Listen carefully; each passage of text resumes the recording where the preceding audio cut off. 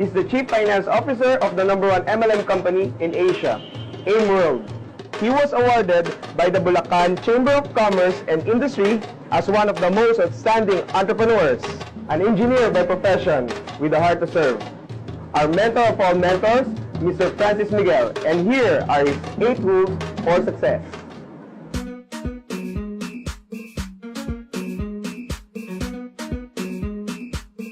Sir, I've been a fan of you since I started this business. So here are some of my questions for our business partners international.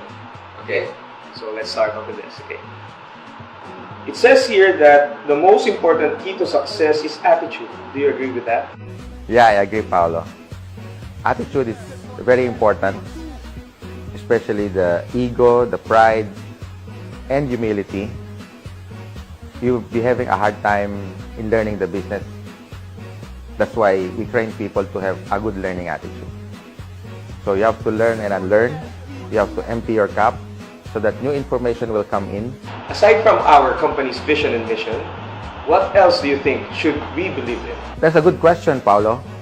First, there are 5 things that you need to believe in the opportunity. First, you have to believe in the product.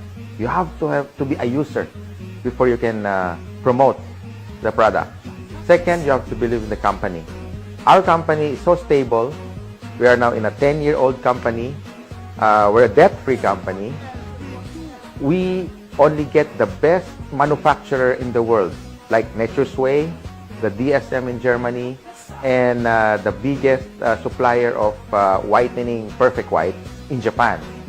And Nature's Way is 50-year-old company, so also stable. That's our supplier.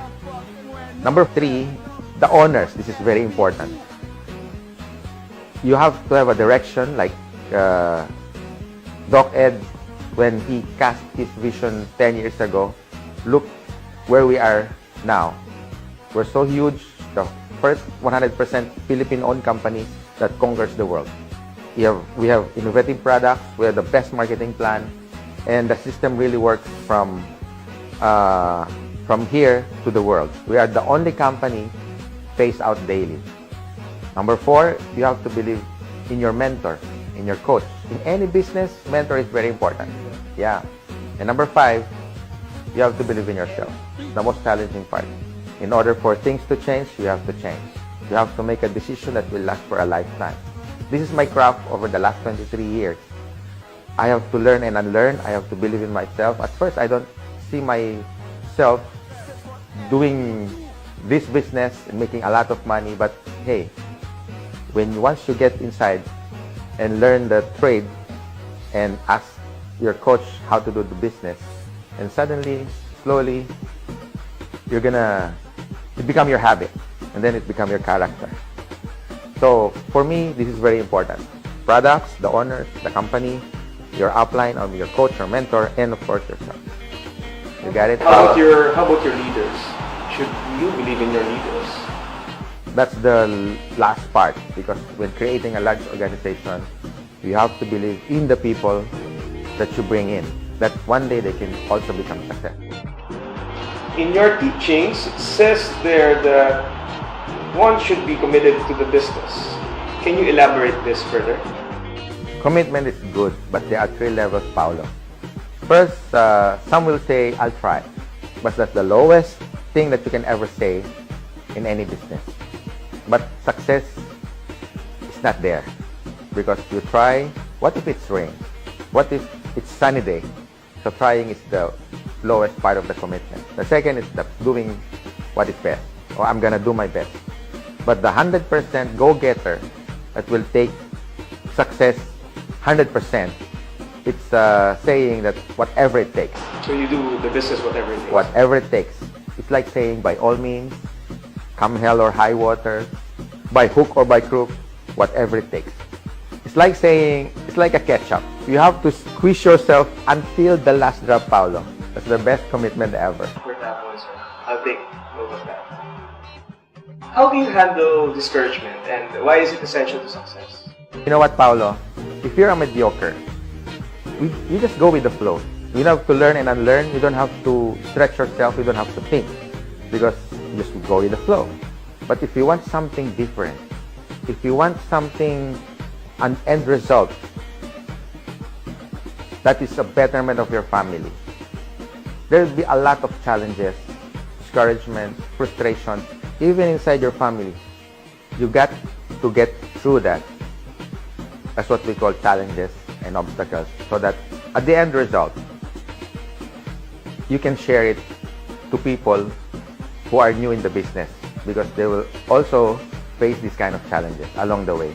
Like me, over the last 23 years until today, I still have discouragement. I still invite people and they don't come to see the business. So I think it's normal. In any business, in fact, in any relationship, there's also discouragement. So in the business, it's normal. You just have to go through that. It's a day-to-day process, part of the process. Yes, I agree with that, because I do believe that success is not overnight, it's over time, right? Yeah, I agree. So FM, I know something about you. You focus on what you do, right? Yeah. First, you have to have a laser-sharp focus. If you want to get things done, you have to have focus. You cannot do all things at once. You cannot spread yourself too thin. You cannot do any other business there, a business here, and then do insurance there. You can sell everything here. You're spreading your energy, your time, and your money, and you don't get good results. So I would suggest focus in one thing, so that after that you set your task, your goal. If you get your goal, and then set another goal, and then put your energy and effort only in that one, in that task, and you will get good results. I guarantee you. So you focus one task at a time. One task at a time. So until you get that goal that you want. Yeah, I agree. How do you set goals? Like when you were starting in this kind of business, how do you set your leaders' goals? You know, Pao, I'm gonna teach you how to set goals. Okay? Remember the SMART. When you say SMART goals, SMART, S stands for specific. You have to be specific what you like. In 6 months' time or in 1 year, you have to specify the color of the car, the color of the house. Be specific. Second, it should be measurable. Third, should be attainable.